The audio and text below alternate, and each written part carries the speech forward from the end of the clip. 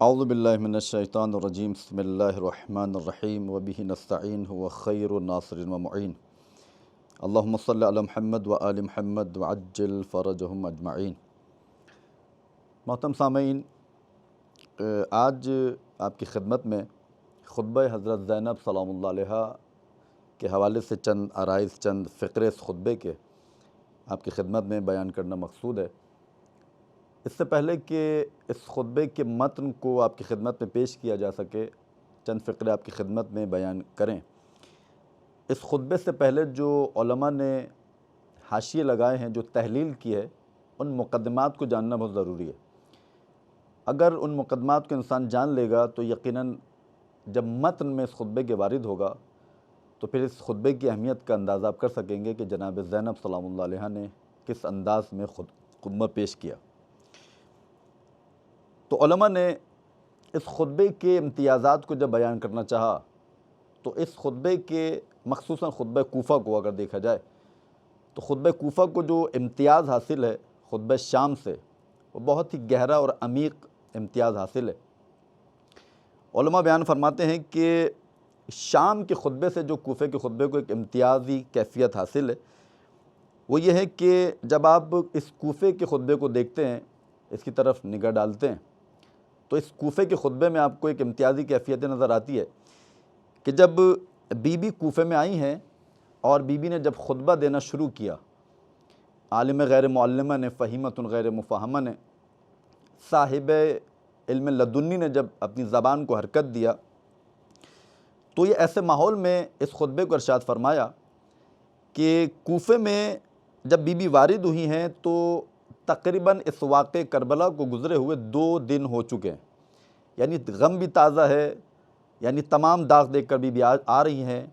علی اکبر کے شہادت کو دیکھا، مولا حسین کی شہادت کو دیکھا، تمام مصیبت و آلام برداشت کر کے بی بی جب کوفے میں آ رہی ہیں، ایک عجیب انداز سے بی بی نے جو یہاں پر خطبہ دیا، تو ایسے انداز میں خطبہ دیا کہ خود کوفی جو ہے وہ جب اس خطبے کو سن رہے تھے تو ایک عجیب کیفیت ان پر طاری ہو رہی تھی کہ کس طرح یہ بی بی جو 2 دن پہلے تمام غموں کو دیکھ کر آ رہی ہے اور یہاں پر 2 دن کے بعد جو خطبہ بی بی دے رہی ہے ایک عجیب انداز سے دے رہی ہے۔ تو اس حوالے سے اگر دیکھا جائے کوفے کی خطبے کو، تو اس حیثیت سے بھی علماء بیان فرماتے ہیں کہ کوفے کے خطبے کو شام کے خطبے سے ایک امتیازی کیفیت حاصل ہے۔ ایک دوسرا جو امتیاز اس خطبے میں نظر آتا ہے کوفے کے خطبے میں، وہ یہ ہے کہ دیکھیے خطبہ جب انسان دیتا ہے، خطیب جب خطاب کرتا ہے تو اس کو ایک مستقر جگہ چاہیے ہوتی ہے، ایک ٹھہراؤ چاہیے ہوتا ہے، سکون کی کیفیت اس کو درکار ہوتی ہے۔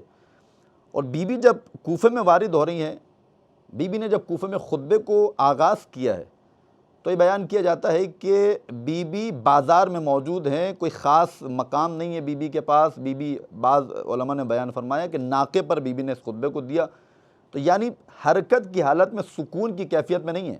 حالانکہ ایک خطیب بخوبی اس کو جان سکتا ہے کہ جب اس سے خطاب کا کہا جائے تو یقیناً اس کو ایک مستقر جگہ چاہیے ہوتی ہے، ایک سکون والی جگہ اس کو چاہیے، ٹھہراؤ چاہیے ہوتا ہے، تب جا کر وہ اچھا خطاب کر سکتا ہے۔ تو شام کے خطبے کو اگر آپ دیکھیں تو شام میں جب بی بی آئی ہیں، جب یزید کے محل میں وارد ہوئی ہیں، تو ایک خاص جگہ موجود تھی، لیکن کوفے کے خطبے کو اس حیثیت سے ایک امتیاز حاصل ہے کہ بی بی چلتے ہوئے اس کوفے میں خطبے کو ارشاد فرما رہی ہیں، اور یہ خطیب کے لیے واقعاً بہت کٹھن مرحلہ ہوتا ہے، مشکل مرحلہ ہوتا ہے جو بی بی نے اس کو طے کیا۔ تو اس حیثیت سے دیکھا جائے تو اس خطبے کو ایک امتیازی کیفیت حاصل ہے۔ تیسرا جو امتیاز علماء نے بیان فرمایا، علماء بیان فرماتے ہیں کہ بی بی جب کوفے میں آئی ہیں، آپ کو معلوم ہے کہ کوفے میں جب بی بی آئی ہیں، اس سے پہلے 41 ہجری تقریباً اگر دیکھا جائے تو بی بی اپنے بابا کی حکومت میں، مولا کائنات کو جو 4 سالہ حکومت ملی تھی ظاہری اعتبار سے، اس 4 سالہ حکومت میں اپنے بابا کی، مولا کائنات کی حکومت میں بی بی موجود تھی، اور بی بی کا عالم یہ تھا کہ تمام خواتین بی بی سے درس تفسیر لینے آتی تھیں۔ یعنی اگر یوں کہا جائے تو بیجا نہیں ہوگا کہ بی بی کا گھر اسلام کا مرکز تھا، ایک وقار تھا بی بی کا، ایک عزت و احترام بی بی کی موجود تھی، تمام خواتین کی نگاہ میں، تمام کوفے والوں کی نگاہ میں بی بی کا مقام تھا۔ اب آپ تصور کیجئے کہ بی بی اس جگہ پر دوبارہ آ رہی ہیں 20 سال کے بعد، تقریباً زمانہ اتنا بدل چکا ہے، تقریباً 61 ہجری میں جب بی بی کو اسیر کر کے لایا جا رہا ہے، جب بی بی یہاں پر پہنچ رہی ہیں تو آپ کو معلوم ہے جہاں پر ایک انسان کی عزت ہوتی ہے، کہ وقار ہوتا ہے، کہ اس کا ایک مقام ہوتا ہے، وہاں پر جب اس کو اسیر کر کے لایا جائے تو کتنا کٹھن مرحلہ ہوگا۔ بی بی اس کیفیت میں آ کر اور اس طریقے سے خطبہ دے رہی ہیں کہ معلوم نہیں ہو رہا تھا کہ یہ وہی بی بی ہے جو یہاں پر پہلے شہزادی بن کے رہتی تھی اپنے بابا کی حکومت میں، آج وہی بی بی جناب زینب سلام اللہ علیہا جب اسیر کر کے لائی جا رہی ہیں تو معلوم نہیں ہو رہا تھا۔ یہ وہ مقام تھا کہ یہاں پر ایک شجاع ترین مرد بھی اگر ہوتا تو یقیناً وہ اپنے حواس کھو بیٹھتا، یعنی اس کے اوسان خطر نظر آتے، لیکن بی بی کا مقام یہ ہے، بی بی ان تمام اعلام کے بعد جب یہاں پر آ رہی ہیں، شہزادی بن کے رہتی تھی، آج یہاں پر آ کر بہترین بی بی خطبہ ارشاد فرما رہی ہیں۔ تو اس حیثیت سے اگر دیکھا جائے تو علماء بیان فرماتے ہیں کہ شام کے خطبے سے کوفے کے خطبے کو ان تمام حیثیات سے ایک امتیازی کیفیت حاصل ہے۔ اس کے علاوہ ایک اور جو خاص چیز ہے، یہاں پر یہ تمام مقدمہ چینی ہو رہی ہے بی بی کے خطبے کی وجہ سے جو بی بی ابھی ارشاد فرمانے والی ہیں۔ دیکھیے علماء نے خطبہ کے لیے چند شرائط بیان کیے ہیں۔ ایک خطیب اگر ہوگا وہ اس وقت بہترین خطاب کر پائے گا جب اس کے اندر یہ تمام شرائط موجود ہوں۔ اگر یہ تمام شرائط اس کے اندر موجود نہیں ہوں گے، ان میں سے ایک بھی اگر شرط چلی جائے گی تو یقیناً وہ خطیب خطابت کرنے کے قابل نہیں رہتا ہے۔ علماء نے بیان فرمایا کہ بہت ساری شرائط ہیں جو ایک خطیب کے لیے لازم اور ضروری ہیں۔ ایک خطیب کے لیے چند شرطیں بہت زیادہ ضروری ہیں۔ ان میں سے ایک پہلی شرط کیا ہے؟ پہلی شرط یہ ہے کہ مناسبت کی رعایت، یعنی کیا مقصد؟ یعنی اگر کسی خطیب کو دعوت دی جا رہی ہے کہ وہ جا کر خطاب کرے تو اس کو دیکھنا ہوگا کہ مجھے مجلس کے لیے دعوت دی جا رہی ہے یا مجھے جشن کی دعوت دی جا رہی ہے، یعنی خوشی کے موقع پر تقریر کرنی ہے یا غم کے موقع پر تقریر کرنی ہے۔ تو ان دونوں میں بڑا فرق ہوتا ہے۔ اس کو علماء نے اس کے ذریعے سے تعبیر کیا کہ رعایت مناسبت، یعنی مناسبت کی رعایت کرتے ہوئے انسان جو خطاب کرنے جائے گا وہ ان باتوں کا خیال رکھے گا کہ اگر غم کی تقریر کرنی ہے مجلس سے تو مجلس کی طرح پڑھنی ہے، اگر جشن سے خطاب کرنا ہے تو یقیناً جشن کی طرح خطاب کرنا ہے۔ ایسا نہیں ہو سکتا کہ میں جشن میں جا کر مجلس پڑھوں اور مجلس میں جا کر میں جشن پڑھوں۔ ایک تو یہ شرط ہوتی ہے۔ دوسری شرط کیا ہے؟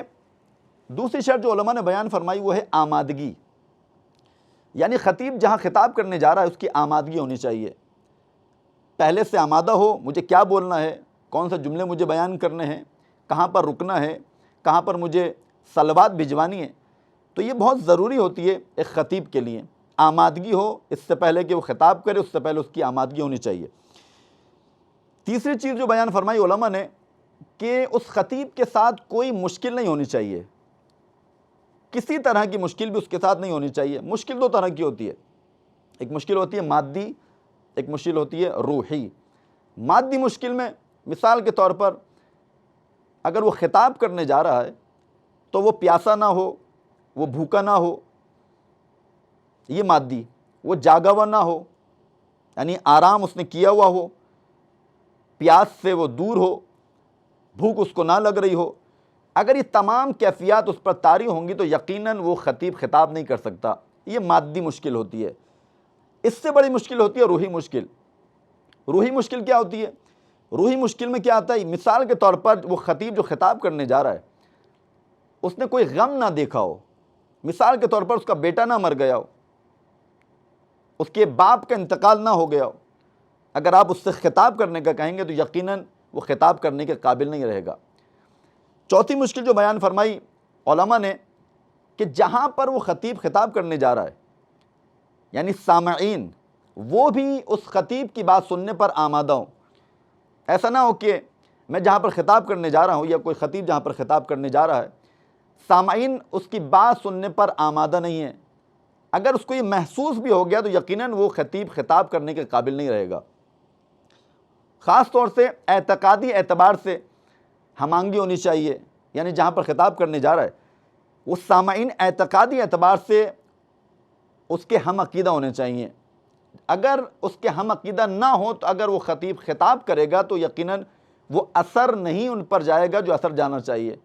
تو علماء نے بیان فرمایا کہ سامعین کی آمادگی بہت ضروری ہے، سامعین آمادہ ہونے چاہیے۔ اس کے بعد سامعین کی موافقت، یعنی ایسا نہ ہو کہ خطیب جہاں پر خطاب کرنے جا رہا ہے، اب جو میں نے کوئی بات کہی، جو بھی بات میں کہہ رہا ہوں وہ میری بات کی مخالفت کرتے ہوئے نظر آئیں۔ اگر ایسا ہوگا تو خطیب خطاب نہیں کر سکتا۔ اس کے بعد آخری شرط جو علماء نے بیان فرمائی ہے، فرماتے ہیں کہ سکوت وہاں پر ہونا چاہیے۔ اگر خطیب خطاب کرنے جا رہا ہے تو وہاں پر سکوت ہونا چاہیے۔ اگر وہاں پر شور شرابہ ہو رہا ہوگا، لوگ یہاں سے آوازیں لگا رہے ہوں گے، وہاں سے کوئی بات کر رہا ہوگا، تو وہ خطیب ڈسٹرب ہو جائے گا، پریشان ہو جائے گا، یقیناً وہ خطاب کے قابل نہیں رہے گا۔ یہ آپ نے 6 شرطیں ملاحظہ فرمائی۔ انہی تمام 6 شرطوں کو اگر آپ تطبیق دیں، امپلیمنٹ کریں جناب زینب سلام اللہ علیہا کی خطابت کے اوپر، جو بی بی نے خطاب کیا، جو خطبہ دیا کوفے کا خطبہ مخصوصاً، تو اگر ان 6 شرطوں کا اگر آپ دیکھیں تو یقیناً یہاں پر بی بی سب سے آگے نظر آئیں گی۔ یہ تمام شرائط جو خطیب کے لیے ہونی چاہیے، بی بی کے اندر ایک بھی شرط موجود نہیں تھی، لیکن پھر بھی بی بی زینب سلام اللہ علیہا نے جو خطبہ دیا، بہترین انداز میں خطبہ دیا، ایسا لگ رہا تھا، راوی یہ بیان کر رہا ہے کہ ایسا لگ رہا تھا کہ گویا مولا متقیان علی بن ابی طالب علیہ السلام خطبہ ارشاد فرما رہے ہیں۔ اور روایت بھی موجود ہے ہمارے پاس، راوی کہتا ہے کہ رأیت زینب بنت علی ولم ارى واللہ خفرة انتق منها کأنها تفرغ عن لسان امیر المؤمنین علی علیہ السلام۔ راوی کہتا ہے میں نے دیکھا زینب بنت علی کو، اور خدا کی قسم، یہاں پر قسم کھا رہا ہے راوی کہ بی بی خطبہ ارشاد فرما رہی ہیں۔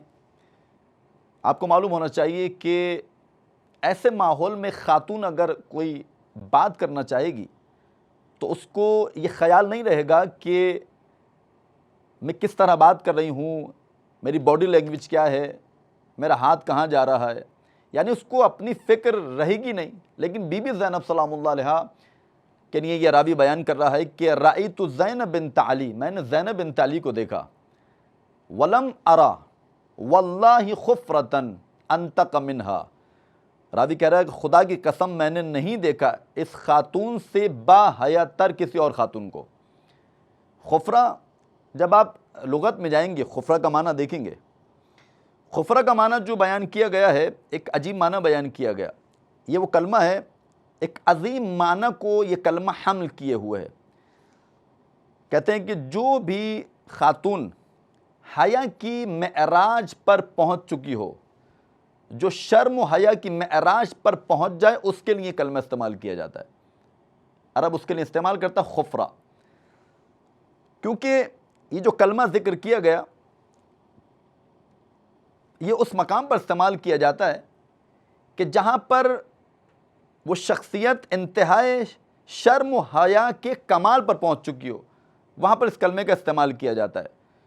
تو راوی یہ بیان کرنا چاہ رہا ہے کہ رأیت زینب بنت علی ولم ارى واللہ خفرة انتق منها کأنها تفرغ عن لسان امیر المؤمنین علی علیہ السلام، کہ میں نے زینب بنت علی کو دیکھا۔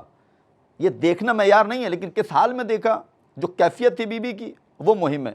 یہ خفرہ جو کلمہ ہے بہت ہی اہم کلمہ ہے جو راوی بیان کرنا چاہ رہا ہے کہ میں نے بی بی کو دیکھا کہ بی بی اتنی باحیا ہو کر ایک عجیب انداز میں بی بی خطاب کر رہی ہیں۔ یہ ماحول وہ ماحول تھا کہ اگر کوئی عام خاتون ہوتی تو وہ اپنی حیا کو کھو بیٹھتی، کہ اس ایسے انداز میں، ایسی بلیغ زبان میں، ایسی فصیح زبان میں بی بی نے ارشاد فرمایا اپنے خطبے کو کہ گویا مولا متقیان علی بن ابی طالب علیہ السلام دربار میں آ کر خطاب کر رہے ہیں۔ اور یہاں پر ایک روایت اور موجود ہے اور تحلیل بھی موجود ہے۔ علماء تحلیل کرتے ہیں یہاں پر کہ بی بی کی عفت و حیا کو اگر دیکھنا چاہتے ہیں آپ، اور یہ بھی بیان کیا جاتا ہے کہ بی بی نے جب خطبہ ارشاد فرمایا ہے تو وہ مولا امیر المؤمنین علی بن ابی طالب کی آواز میں، یعنی خود اگر اس کلمے کی طرف دقت کی جائے، اس جملے کی طرف دقت کی جائے کہ مولا امیر المؤمنین کی آواز میں بی بی نے کلام کیا، خطبہ ارشاد فرمایا، تو علماء نے اس پر حاشیہ لگایا۔ بعض علماء بیان فرماتے ہیں کہ ممکن ہے یہ بی بی نے جو اپنا لہجہ انتخاب کیا، فصاحت و بلاغت تو اپنے بابا کی طرح تھی، اس کے علاوہ لہجہ بھی اپنے بابا کے تھا، یعنی نسوانی لہجے میں بی بی نے کلام نہیں کیا۔ اگر بی بی چاہتی تو اپنے نسوانی لہجے میں، ایک خاتون کی جو آواز ہوتی ہے یقیناً فرق کرتی ہے ایک مرد کی آواز کے ساتھ۔ بی بی نے جب خطبہ ارشاد فرمایا ہے، یہ میں بیان کرنا چاہ رہا ہوں کہ خفرہ کا جو لفظ آیا ہے، اس خفرہ کا معنی کیا ہے۔ راوی کیا کہہ رہا ہے کہ میں نے زینب بنت علی کو دیکھا کہ بیوی جو ہے وہ اس طرح خطاب کر رہی ہیں کہ بالکل عفت و دامن و پاک دامنی میں رہ کر، یعنی ایک شرم و حیا کے دامن میں رہ کر بیوی خطاب کر رہی ہیں۔ تو بیان یہ کیا جاتا ہے کہ بیوی نے جو مولا علی کا لہجہ انتخاب کیا وہ اس وجہ سے انتخاب کیا، ممکن ہے بیوی نے جان بوجھ کر یہ لہجہ انتخاب کیا ہو، یعنی بیوی یہ بیان کرنا چاہ رہی ہوں کہ میں عفت و حیا کی پیکر ہوں، میں فاطمہ زہرا کی بیٹی ہوں، کہ نامحرم کے مجمع میں تمام نامحرم موجود ہیں، تمام غیر مرد موجود ہیں، دربار بھرا ہوا ہے یا بازار بھرا ہوا ہے، اب یہاں پر بھی چادر میں نے چھین لی تم نے، لیکن میں پھر بھی عفت و پاک دامنی کا دامن اپنے ہاتھ سے نہیں جانے دوں گی۔ یعنی بیوی نے ایک مولا کائنات کی آواز میں گفتگو کر کے سمجھانا چاہا ہے کہ تم میرے مکھنے کو چھین لو، میری چادر کو چھین لو، مجھے بے-ردہ کر دو، لیکن جہاں تک مجھ سے ہو سکے گا میں عفت و پاک دامنی کے دامن کو اپنے ہاتھ سے جانے نہیں دوں گی۔ یہ وجہ بھی بیان کی جا سکتی ہے بیوی نے جو لہجہ انتخاب کیا، مولا کائنات کا انتخاب کیا، اور یقیناً یہ جو کلام بیوی کر رہی ہیں، جو راوی بیان کر رہا ہے کہ میں نے دیکھا کہ گویا ایسے کلام کر رہی ہیں بیوی، ایسے نطق کر رہی ہیں، ایسے سخن کر رہی ہیں بیوی کہ گویا مولا متقیان خطبہ دے رہے ہوں۔ اچھا، یہ جو یہاں پر راوی نے بیان فرمایا کہ لم ارا واللہ خفرتن انتق منہا کأنہا تفرغ عن لسان امیر المؤمنین علی علیہ السلام، کہ میں نے نہیں دیکھا خدا کی قسم با حیا تر، با شرم تر کسی خاتون کو جیسا میں نے زینب بنت علی کو دیکھا۔ یہ جو لم ارا واللہ خفرتن، یہ پورا جملہ جو راوی بیان کر رہا ہے، یہ وہی بیان کر سکتا ہے جو فصاحت و بلاغت سے واقف ہو، جو فصاحت و بلاغت رکھتا ہو، وہی تو جان سکتا ہے کہ بیوی جو کلام کر رہی ہے اس کے اندر فصاحت و بلاغت ہے، اور ظاہر عربوں میں فصاحت و بلاغت موجود تھی۔ خود راوی اس بات کی طرف اشارہ کر رہا ہے کہ میں کوئی عام انسان نہیں ہوں، یعنی کوئی عام انسان نہیں کہہ رہی ہے کہ میں نے نہیں دیکھا خدا کی قسم با حیا تر، با عفت تر، پاک دامن تر کسی خاتون کو جیسا میں نے زینب بنت علی کو دیکھا۔ خود یہ اس بات کی طرف اشارہ کر رہا ہے کہ زینب بنت علی سلام اللہ علیہا کے خطبے میں، ان کے کلام میں وہ اثر تھا کہ وہاں پر جو ادبا، فصحا، بلغا موجود تھے، جو بلیغ افراد موجود تھے، ان کو بھی یہ ظاہر ہو رہا تھا کہ واقعاً یہ بیوی فصیح و بلیغ کلام کر رہی ہے، اور یقیناً کیوں نہ فصیح و بلیغ کلام کرے، یہ بیوی اس آغوش کی پروردہ ہے کہ جو خود رسالت کا معجزہ ہے، جس کو علی ابن ابی طالب علیہ السلام کہا جاتا ہے۔ تو ایسے انداز میں بیوی نے خطبہ دیا ہے، اور گویا ایسا معلوم ہو رہا تھا کہ مولا متقیان خطبہ دینے آ گئے۔ اچھا، تھوڑا سا میں ماحول آپ کو کوفے کا بتاؤں۔ میں نے ایک شرط بیان کی تھی کہ سکوت طاری ہونا چاہیے۔ ایک خطیب کے لیے سب سے اہم شرط کیا ہے؟ سکوت طاری ہونا چاہیے۔ اگر سکوت نہیں ہوگا تو خطیب خطاب نہیں کر سکتا۔ بیوی نے جب آغاز تکلم کیا ہے، اسوہ سخن نے جب اپنے سخن کا آغاز کیا، بیوی نے جب اپنے سخن کا آغاز کیا، وہاں پر یہ بیان کیا جا رہا ہے کہ تاریخ یہ بتا رہی ہے کہ کوفے کا بازار شور و غل سے بھرا ہوا تھا، یہاں سے شور ہو رہا ہے، وہاں سے شور ہو رہا ہے، گھوڑوں کی ہنہناٹ کی آواز آ رہی تھی، اونٹوں کی گھنٹیاں بازار میں ان کے بجنے کی آواز آ رہی تھی، ایک ہنگامہ آ رہی تھی، وہاں پر لوگوں کا شور، یہاں پر گھوڑوں کی ہنہناٹ کی آواز، وہاں پر اونٹوں کے گلوں میں جو گھنٹیاں لگی ہوئی تھیں، جو لٹک رہی تھیں، ان کی آواز۔ اب یہاں پر راوی، دوسرا راوی ہے بشیر بن خزین، کہتا میں نے اس دن زینب بنت علی سلام اللہ علیہ کو دیکھا کہ ان سے با حیا تر خاتون، کہ خدا کی قسم ان سے زیادہ سخنور تر خاتون کسی کو نہ پایا۔ گویا امیر المؤمنین خطاب کر رہے ہیں۔ بازار کوفہ میں شور و غل ہے، شور و غل کا مجسمہ تھا بازار کوفہ۔ وہاں پر بی بی نے پھر اشارہ کیا، وَقَدْ أَوْمَأَتْ إِلَى النَّاسِ، یہ راوی دوسرا ہے، کہہ رہا ہے وَقَدْ أَوْمَأَتْ إِلَى النَّاسِ أَنِ اسْكُتُوا، بی بی نے اشارہ کیا لوگوں کی طرف، کہا کہ خاموش ہو جاؤ۔ اس اشارے کا اثر یہ ہوا کہ فَارْتَدَّتِ الْأَنْفَاسِ وَسَكَنَتِ الْأَجْرَاسِ، یعنی لوگوں کے جو سانس تھے، جو ان کے نفس تھے، وہ ان کے گلے میں حبس ہو کے رہ گئے، اور یہاں تک کہ جو گھنٹیاں اونٹوں کے گلوں میں لگی ہوئی تھیں، لٹک رہی تھیں، وہ گھنٹیاں تک خاموش ہو گئیں۔ تو یہ بی بی کے خطبے کا اثر تھا، اس طریقے سے بی بی نے خطبہ دیا۔ بی بی زینب سلام اللہ علیہا نے اس کے بعد، راوی نے جب بیان کیا کہ میں نے زینب کبریٰ کو دیکھا کہ وہ ایسے کلام کر رہی ہیں کہ گویا کہ مولا کائنات کلام کرنے آ گئے۔ اب اس کے بعد بی بی نے جو خطبہ آغاز کیا، اس طریقے سے علماء نے بیان فرمایا کہ قالت بعد حمد اللہ تعالی، بی بی زینب سلام اللہ علیہا نے خطبے کا آغاز کیا کس کے بعد؟ پروردگار کی حمد کے بعد۔ دیکھیں ایک ایک جملہ جناب زینب سلام اللہ علیہا جو ارشاد فرما رہی ہے، آپ تمام معصومین کے خطبات کو دیکھیں، چاہے کوئی بھی خطبہ دے، چاہے رسول خدا صلی اللہ علیہ وآلہ وسلم کا خطبہ ہو، یا جناب فاطمہ زہرا سلام اللہ علیہا کا خطبہ ہو، یا مولا کائنات کے جتنے آپ خطبات اٹھا کر دیکھیں، یا مولا امام حسین علیہ السلام نے جو خطبے دیے، ان تمام خطبات کو آپ اٹھا کر دیکھیں تو سب سے پہلے ان ہستیوں نے پروردگار عالم کی حمد کی ہے، یعنی بتایا ہے کہ جو کچھ ہمیں عطا کیا گیا ہے وہ پروردگار عالم کی جانب سے عطا کیا گیا ہے، اس لیے سب سے پہلے جو تعریف بنتی ہے، جو حمد کی جائے، وہ پروردگار عالم کی جائے۔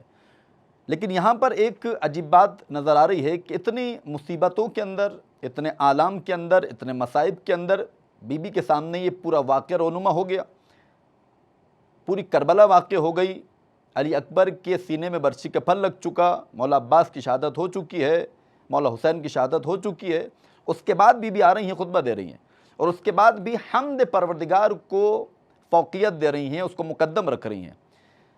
یہ ہمیں سمجھانا چاہ رہی ہیں بی بی کہ کتنے ہی مشکل حالات تم پر آ جائیں، کتنے کٹھن حالات تم پر آ جائیں، کتنی بھی مصیبتیں تم پر طاری ہو جائیں، تو اس کو پروردگار عالم کی جانب سے عذاب مت سمجھنا۔ ہر حالت میں انسان کو شکر ادا کرنا چاہیے۔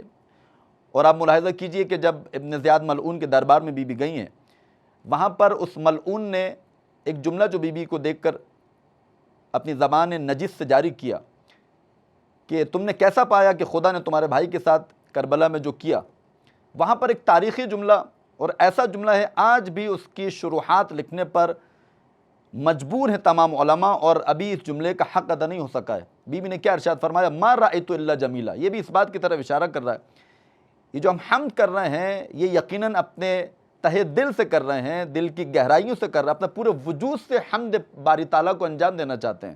یعنی بی بی نے وہاں پر اس جملے کو ارشاد فرما کر سمجھا دیا، ما رأیت الا جمیلا، میں نے سوائے خوبصورتی کے، سوائے جمال پروردگار کے کچھ نہیں دیکھا۔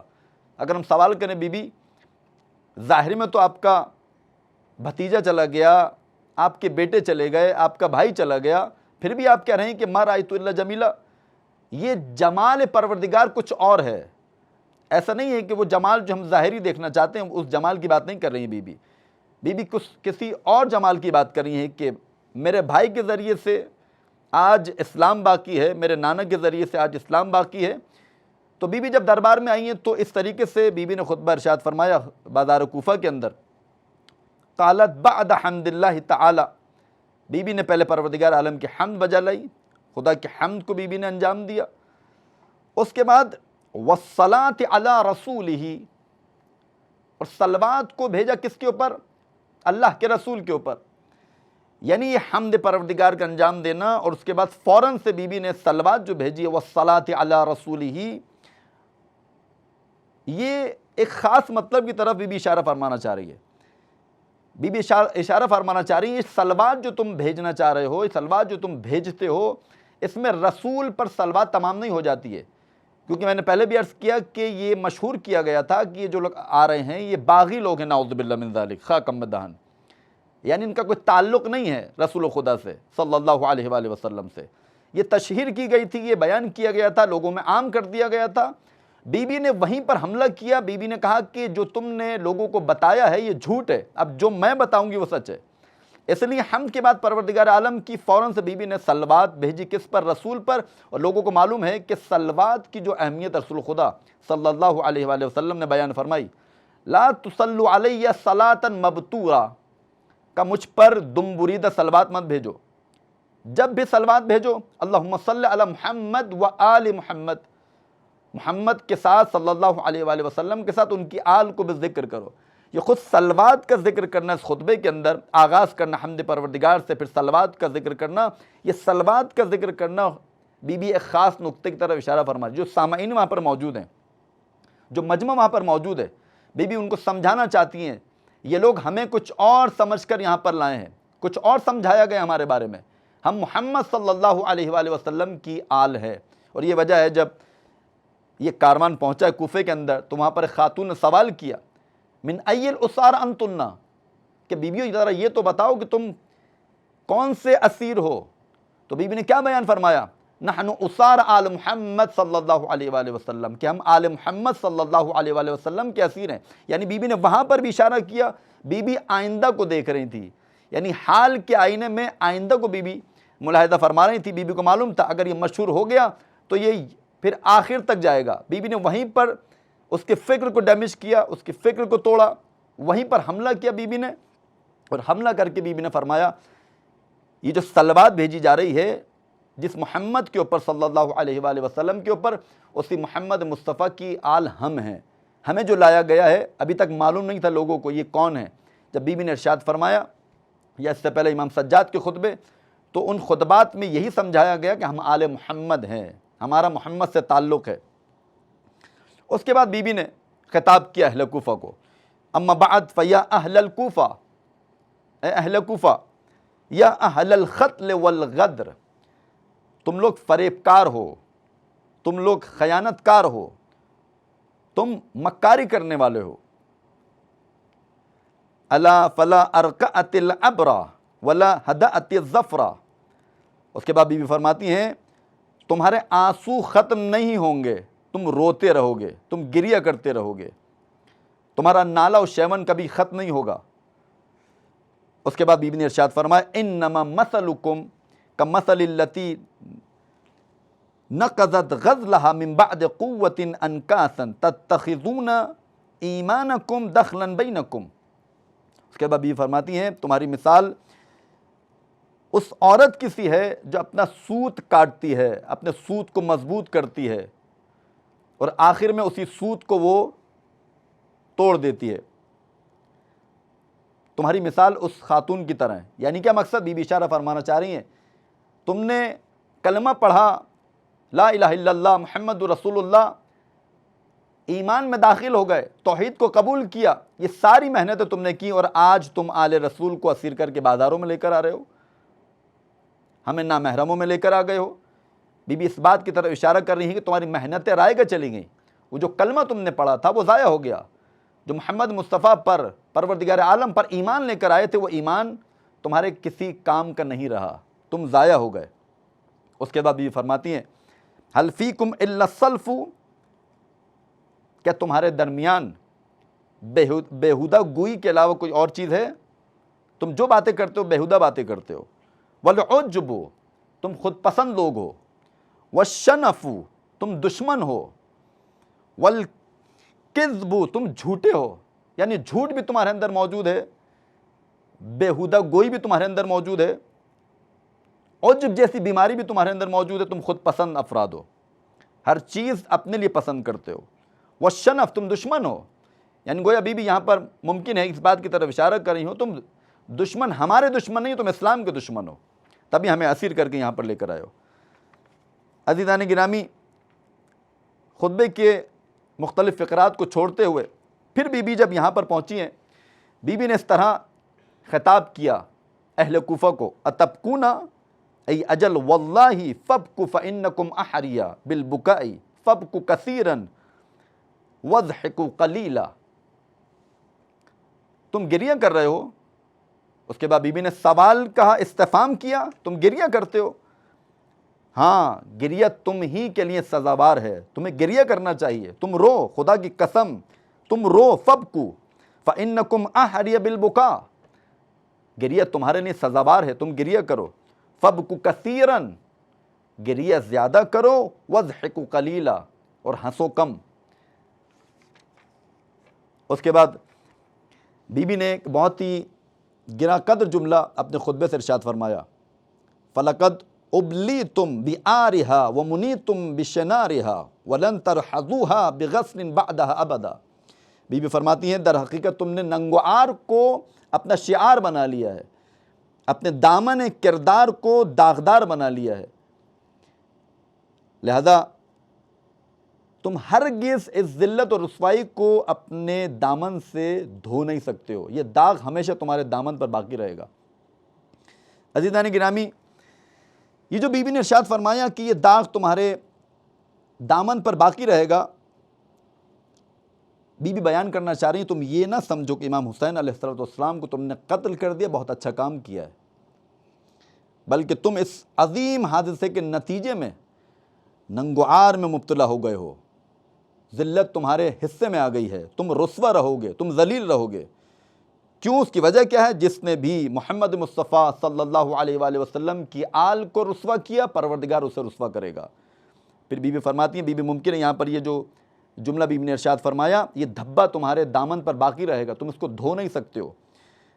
اس کی وجہ ممکن ہے یہ ہو کہ میرے نانا ہی تھے جنہوں نے تمہیں ذلت سے باہر نکالا، تم بدبودار پانی پیتے تھے، گوارا پانی تمہیں نصیب کیا، ایک معطر ماحول تمہیں نصیب کیا، تمہارے ہاتھوں میں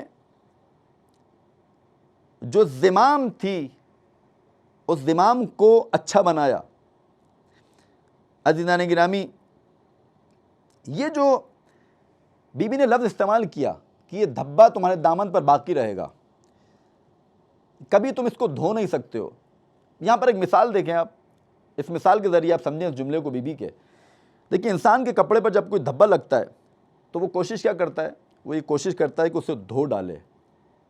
اگر خود سے دھونے کے بعد بھی وہ دھبا نہ جائے تو کیا کرتا ہے؟ دھوبی کو دیتا ہے. دھوبی اسے مختلف کیمیکل میں ڈالتا ہے، یہاں تک کہ بھٹی میں ڈالتا ہے، اس کے بعد وہ دھبا ہٹ جاتا ہے. تو اس وجہ سے آپ دھوبی کو دیتے ہیں، کیونکہ دھبا باقی آپ سے صاف نہیں ہوا، آپ نے دھوبی کو دے دیا. لیکن بعض دھبے ایسے ہوتے ہیں، اس طریقے کے ہوتے ہیں کہ وہ دھبا دھوبی بھی صاف نہیں کر پاتا ہے. اب یہاں پر دیکھیں، بی بی نے حال کے آئینے میں، یعنی بی بی حال میں کھڑی ہیں، بی بی حال میں بات کر رہی ہیں، لیکن آئندہ کی پیشن گوئیاں بی بی فرما رہی ہیں. یعنی ایک ایسا دھبا تم نے اپنے دامن پر لگا لیا ہے، وہ دھبا تم دھو نہیں سکتے ہو. یعنی کسی بھی کیمیکل سے اسے صاف کر لو، کہیں پر بھی چلے جاؤ، یہ دھبا تمہارے دامن سے نہیں ہٹ سکتا. اور حقیقت بھی یہی ہے. حقیقت کیا ہے کہ امام حسین علیہ السلام کی شہادت کے بعد آپ دیکھیں، ذرا تاریخ نگاروں کو دیکھیں، امام حسین کی جب شہادت واقع ہوئی، کتنے لوگوں نے کیسی کیسی باتیں کی کہ یزید پر لعنت کرنا حرام ہے، یزید پر لعنت مت بھیجو. ایک واقعہ تھا، 2 شہزادوں کی جنگ تھی، وہ ختم ہو گئی. لیکن اس کے بعد پھر تاریخ نے اپنے آپ کو دہرایا، یزید کی وہ غلاظت کاریاں، وہ جنایت کاریاں دوبارہ ابھر کے سامنے آئیں. مسجد نبوی میں گھوڑے دوڑائے،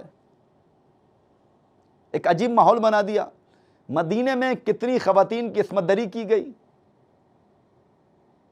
ایک عجیب واقعہ پیش آیا جس کو واقعہ ہرہ کے نام سے یاد کیا جاتا ہے. مدینے پر چڑھائی کی گئی. یعنی خود بی بی جو اشارہ فرما رہی ہیں کہ ایسا دھبا ہے تمہارے دامن کے اوپر، یہ کبھی دھو نہیں سکتے ہو. کیوں؟ اس کی وجہ کیا ہے؟ اس کی وجہ بی بی نے خطبے کے آخر میں بیان فرمائی. یہ دھبا کیوں لگا ہے تمہارے دامن کے اوپر؟ اس دھبے کے لگنے کی وجہ کیا ہے؟ کیونکہ تم نے آل محمد کو اسیر کیا ہے. اس کے بعد بی بی اس خطبے میں ارشاد فرماتی ہیں، کیونکہ تم نے کیا کیا ہے؟ ترحضون قتل سلیل خاتم النبوہ ومعدن الرسالہ وسید شباب اہل الجنہ وملاذ حربکم ومقر سلمکم وآسی کلمکم. توجہ کیجئے، اس کے اندر بی بی فرما رہی ہیں، بی بی نے اس کے اندر تقریباً 11 فضائل آل محمد کے بیان فرمائے. یہ دھبا جو تمہارے دامن پر لگا ہوا ہے، اس دھبے کے لگنے کی وجہ یہ ہے کہ تم نے کس طرح اس دھبے کو اپنے دامن پر لگایا، کس طرح ننگوعار کو اپنے حصے میں لیا، جبکہ تم نے خاتم الانبیاء کے فرزند اور معدن رسالت کو قتل کر دیا. وہ تو جوانان جنت کے سردار تھے، جنگوں میں تمہاری تکیہ گاہ تھے اور تمہارے گروہ کی پناہ گاہ تھے. وہ تمہاری صلح و مسالمت کی قرارگاہ تھے اور تمہارے زخموں کا طبیب تھے. وہ تمہاری زندگی کے حوادث میں نقطۂ پناہ اور تمہاری جنگ و جدال میں تمہارا مأمن تھے، وہ تمہاری دلیلوں کا بیانگر اور تمہاری راہوں کا چراغ تھے۔ یعنی بی بی نے ایک ایک کلمے کو جو استعمال فرمایا ہے اس خطبے کے اندر، یعنی آل محمد کی فضیلت کو بھی بیان کر دیا اور اپنے تعلق کو بھی بیان فرمایا ہے۔ یہ جو دھبا تمہارے دامن پہ لگا ہے، تم نے کس کو قتل کیا ہے، کس حسین کو تم نے شہید کر دیا۔ ایک عجیب و فصاحت و بلاغت بی بی کے خطبے سے ظاہر ہو رہی ہے۔ بی بی نے یہاں پر 11 فضائل بیان فرمائے۔ سب سے پہلی فضیلت کیا بیان فرمائی؟ فرزند خاتم نبوت، یعنی تم نے فرزند خاتم نبوت کو قتل کیا ہے۔ بی بی نے یہ بیان نہیں کہ تم نے محمد کے فرزند کو قتل کیا ہے، یعنی بی بی یہ نبوت کا لفظ جو استعمال فرما رہی ہیں، یہ بی بی اشارہ فرمانا چاہ رہی ہیں کہ تم نے اس کو قتل کیا ہے جو حامل منصب الہی حسین تھا، کیونکہ رسول اکرم صلی اللہ علیہ وآلہ وسلم کے پاس ایک منصب الہی تھا، نبوت ایک عہدہ ہے اور امامت اسی کا استمرار ہے۔ بی بی نے یہاں پر ایک جملہ کہہ کر کہ تم نے فرزند خاتم نبوت کو قتل کیا، یعنی ایک ایسے شخص کو تم نے قتل کر دیا جو خدا کی طرف سے منصب لے کر آیا تھا، جس کو منصب امامت کہتے ہیں۔ اس کے بعد بی بی نے دوسری جو فضیلت بیان کی ہے، تم نے کس کو قتل کیا ہے؟ تم نے معدن رسالت کو قتل کیا ہے۔ دیکھیے معدن جو کہتے ہیں، معدن جہاں سے مختلف چیزوں کو نکالا جائے، ایک منبع، چاہے وہ لوہا ہو، چاہے وہ گولڈ ہو، سونا ہو، جتنی بھی چیزیں ہیں معدن سے نکالی جاتی ہیں۔ معدن یعنی منبع۔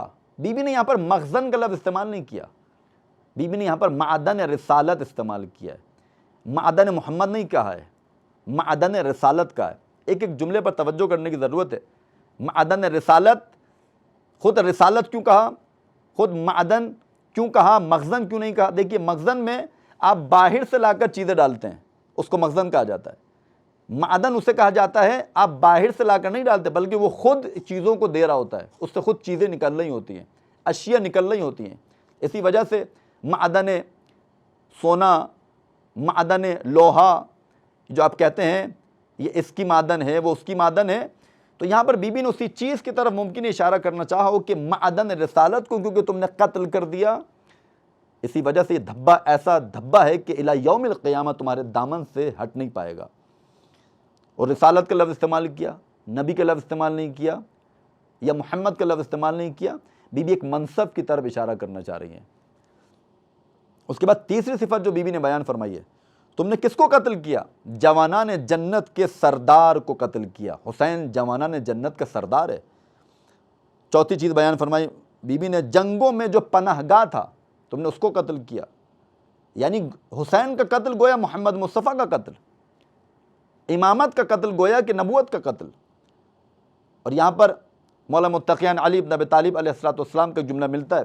مولا بیان فرماتے ہیں کہ اگر تم رسول خدا کی شجاعت کو جاننا چاہتے ہو، جنگوں میں رسول خدا اتنے شجاع نظر آتے تھے، جب کسی نے اعتراض کیا کہ ہر جنگ میں آپ آگے ہوتے ہیں، تو وہاں پر میرے مولا متقیان نے یہ ارشاد فرمایا، کہا کہ رسول خدا اتنے شجاع تھے، جب کبھی بھی ایسا ماحول کریٹ ہوتا تھا، ایسا ماحول بنتا تھا، تو ہم لوگ جو پناہ لیتے تھے وہ رسول خدا کی ذات سے پناہ لیتے تھے، ان کے پاس آ کے پناہ لیتے تھے۔